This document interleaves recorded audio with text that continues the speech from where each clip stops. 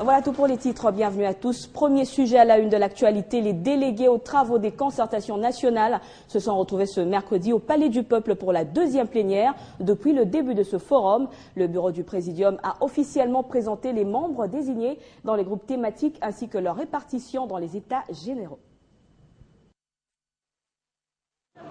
Une plénière aux allures d'une rencontre parlementaire. D'entrée de jeu, c'est l'un des coprésidents du Présidium, Léon Kengoa-Dondo, qui annonce les sujets inscrits à l'ordre du jour. La désignation des délégués au sein des groupes thématiques, leur répartition dans les États généraux, puis la méthodologie de travail. À l'appel nominal des membres désignés au sein des groupes thématiques, c'est déjà la contestation qui commence. Les femmes estiment qu'elles ne sont pas suffisamment représentées dans les États généraux. La première motion s'invite alors sur l'estrade. Nous venons de constater, avec regret, que la composition du bureau. Le même avis fortement partagé par les participantes de la société civile, visiblement déçues de la démarche du bureau du Présidium. C'est indigne et c'est une violation de la Constitution. La Constitution parle déjà de la parité. Alors, à défaut de la parité, 30%. Sur 686, on attendait quand même la commission, là, c'est 25 personnes. Aucune femme ne gère une commission. On regrette parce qu'aussi au niveau du Présidium, à un certain moment, il fallait voir comment obtenir la représentation des femmes. Des argumentations balayées d'un revers de la main par d'autres participants qui considèrent que le règlement d'intérieur a été scrupuleusement respecté. Les femmes, si elles ne sont pas représentées, c'est qu'elles n'ont pas été déléguées par leurs composantes aux concertations. Et donc ce n'est pas la faute du Présidium. Altercation ou non, le consensus l'aura emporté sur le vote. La plénière étant levée, les travaux proprement dits devront débuter dans les sites retenus. À suivre tout de suite les réactions des participants aux travaux de ces concertations nationales. Si certains estiment que la désignation des membres s'est faite sur base d'une démarche consultative conformément au règlement intérieur, d'autres par contre, les femmes notamment, décrient leur faible représentativité au sein des États généraux. On les écoute. On aurait voulu que ceux qui nous représentaient justement dans ces consultations, que ce soit nos partis politiques, que ce soit nos associations, que ce soit n'importe quelle entité de laquelle nous sommes venus, puissent davantage défendre la présence des femmes. Parce que c'était criant, vous avez vu, il n'y a que 2 femmes dans ce lot et c'est vraiment incompréhensible au moment où nous voulons vraiment de la cohésion nationale. Nous regrettons un peu le fait que les femmes ne soient pas suffisamment représentées dans les différents bureaux. Mais ce qui me rassure est que le Présidium est conduit par des personnalités qui sont tout à fait ferventes défenseurs des droits des femmes. Je leur demande seulement de continuer à user de leur pouvoir pour assurer la représentation de la femme. Compte tenu du principe de l'inclusivité, il aurait fallu augmenter le taux de représentativité des femmes dans le leadership des thématiques. Ceci est conforme au règlement intérieur que nous avons adopté. Il n'y a pas de débat là-dessus. Mais les femmes, si elles ne sont pas représentées, c'est qu'elles n'ont pas été déléguées par leurs composantes aux concertations. Ce sont des débats à ouvrir. Nous sommes en concertation. C'est autant de débats qui sont aussi en concertation. On en parlera. Une invitée dans ce journal, Ernestine Nyoka, qui participe également à ces travaux. Bienvenue. Merci, Michel. Alors, visiblement, la plénière ce mercredi a déçu les femmes particulièrement. Oui, elle nous a déçus terriblement. Parce qu'il faut noter que la revendication des femmes n'est pas simplement des concertations nationales. Elle trouve son fondement déjà dans la constitution du pays. Je crois que c'est un secret pour personne. L'article 14 de la Constitution parle déjà de la parité.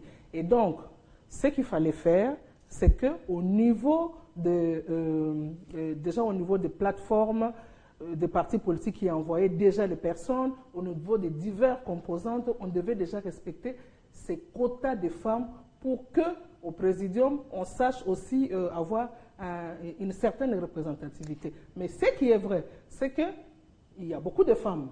Oui, il y a beaucoup de femmes. Ce ne sont pas les femmes qui manquent au niveau des concertations nationales. Et donc, le Présidium a quand même un devoir, c'est lui de pouvoir prendre les femmes qui participent déjà aux concertations Justement, nationales. en parlant... Mais là, je voulais quand même compléter en disant, cet après-midi même, nous avons vu le Présidium, les femmes, toutes tendances confondues, les présidents Kengo, comme le président Aubin Minako, nous ont promis que ce n'était pas tard, qu'au niveau de toutes les thématiques, il est possible que 2 femmes par thématique seront encore ajoutées. Justement, en parlant de ça, le présidium qui a revu le quota a dit donc 10 femmes, 10 autres femmes seront reparties dans les différents groupes thématiques. Est-ce que c'est suffisant, selon vous? C'est quand même insuffisant, mais il faut dire d'abord quel est le nombre de participants aux concertations nationales. Je pense, si je ne me trompe pas, il y a au moins 800 participants. Et quel est le nombre qui représente les 30%? Au moins 200 quelque chose. Alors pour vous, c'est toujours pas signifiant? Lorsque nous faisons nos réunions, à ce qu'il semble, je ne pense pas que déjà nous sommes à ces 200 quelque chose. Alors, nous sommes à une centaine dépassés, mais déjà avec ce nombre, on peut arriver à classer, sinon à responsabiliser aussi les femmes. Alors, vous faites partie également des délégués dans l'un des groupes thématiques, c'est ça? Et dans quel groupe précisément est-ce que vous vous retrouvez? Bon, nous attendons qu'on affiche, mais déjà, ce que nous avions nous-mêmes fait, lorsque nous a remis les fiches pour se faire identifier, je pense que j'ai pris la première option, c'est celle de la gouvernance, la bonne gouvernance, réforme institutionnelle au premier choix, et au second choix, la décentralisation et restauration de l'État. Voilà, et comment seront organisés justement les travaux au sein des groupes? Les travaux, je crois que demain nous aurons toutes les précisions, parce que déjà nous serons répartis dans plusieurs sites par rapport aux différentes thématiques qui sont déjà retenues. Je crois que demain on aura toutes les précisions nécessaires. Merci Ernest Nyoka pour toutes ces précisions. Merci de votre invitation. Revenons sur le moment fort lors du discours de Joseph Kabila à l'ouverture des concertations nationales. Le chef de l'État avait promis une amnistie pour décrisper le climat politique. Il avait indiqué que des prisonniers allaient bénéficier de mise en liberté conditionnelle. Une grâce présidentielle est à l'étude en attendant le vote par le Parlement d'une loi d'amnistie. Le chef de l'État justifie cette annonce par le souhait de permettre une décrispation de la situation. Des paroles aux actes déjà. La ministre de la Justice vient de signer un arrêté pour une libération conditionnelle de plus de 1000 détenus en RDC. Suivez cet extrait. Et pour permettre une décrispation de la situation des mises en liberté conditionnelle de certains prisonniers vont être effectuées.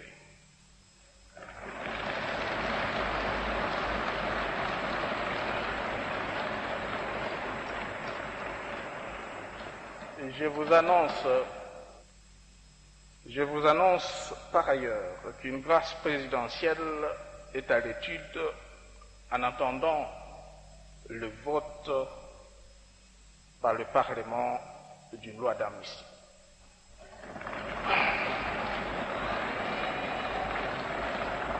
Mesdames et messieurs, tout en vous souhaitant des échanges fructueux dans l'intérêt de la nation, et dans un esprit de tolérance et de respect mutuel, je déclare ouvertes les concertations nationales. Et pour finir, les jeunes de la République démocratique du Congo saluent leur participation en concertation nationale.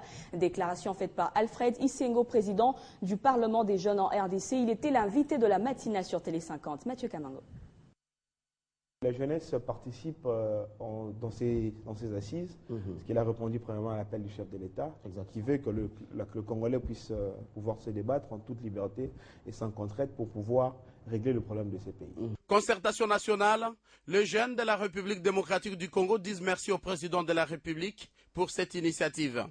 Ils sont plus de 20 jeunes qui représentent cette classe, soit 65% de la population congolaise. Pour Alfred Isengo, président du Parlement des jeunes, les jeunes congolais attendent de ces concertations nationales l'instauration d'une paix durable en RDC. Nous sommes une force, mais aussi victime de collatéral de ce qui se passe.